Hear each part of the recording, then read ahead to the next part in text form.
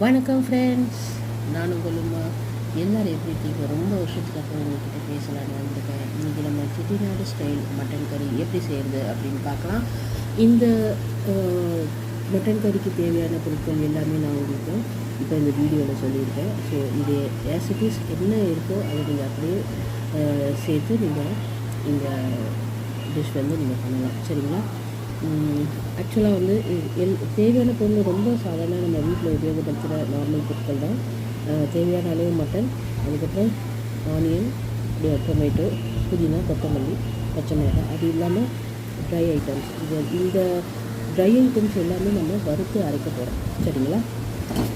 First தேங்காய் வந்து வறுத்துக்கலாம். எண்ணெயில் ஊற்ற தேவையில்லை, டைரெக்டாகவே ட்ரையாக வறுத்தாவே போதும் தேங்காய். அதுக்கப்புறம் எல்லா ஐட்டமும் மொத்தமாகவே சேர்த்துடலாம், தனித்தனியாக வறுக்கணுன்ற அவசியம் கிடையாது. இது ஒரு 5 மினிட்ஸ் ஆகும். அது எல்லாம் வறுத்துக்கலாம். வறுத்த பிறகு நமக்கு வெட்டி வச்சுருக்கிற வெங்காயம் தக்காளி இருக்கு இல்லையா, அதிலிருந்து கொஞ்சம் கொஞ்சம் எடுத்துக்கணும், எல்லாமே வேண்டாம்.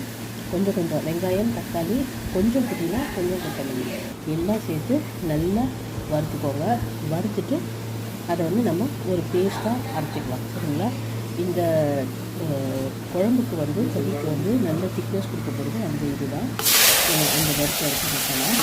இது வந்து பார்த்திங்கன்னா வெங்காயம், தக்காளி, புதினா, கொத்தமல்லி எல்லாமே வந்து அதோடு வந்து அந்த மட்டனோட கொழுப்பு மட்டும் சேர்த்துருக்கோம். ஃபுல் மட்டனும் சேர்க்கலாம், மட்டன் கொழுப்பு மட்டும் தான் சேர்த்துருக்கோம், சரிங்களா? இது வந்து இப்போ ஆறிடுச்சு, வறுத்த மசாலா ஆறிடுச்சு. இப்போ வந்து நம்ம தான் நல்லா அரைச்சி பேஸ்ட் ஆக்கிட்டோம். இப்போ அதையும் வந்து நம்ம குக்கரில் போட்டு நல்லா வதக்கி ஆட் பண்ணிட்டோம். ஆட் பண்ணதுக்கு அப்புறமா நல்லா ஒரு 5 to 10 மினிட்ஸ் நல்லா வதங்கணும். அந்த பச்சை வாசனை போகணும். பச்சை வாசனை போனதுக்கப்புறமா இந்த மட்டன் எல்லாமே நம்ம அதில் சேர்த்துட்டு திரும்பவும் நல்லா கலந்து விடணும். கலந்து விட்டுட்டு அகெயின் ஒரு 10 நிமிஷம் நல்லா கொதிக்க விடணும்.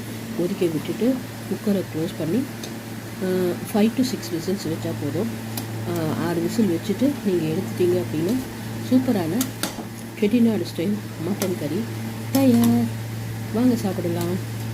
டாடா, பாய்.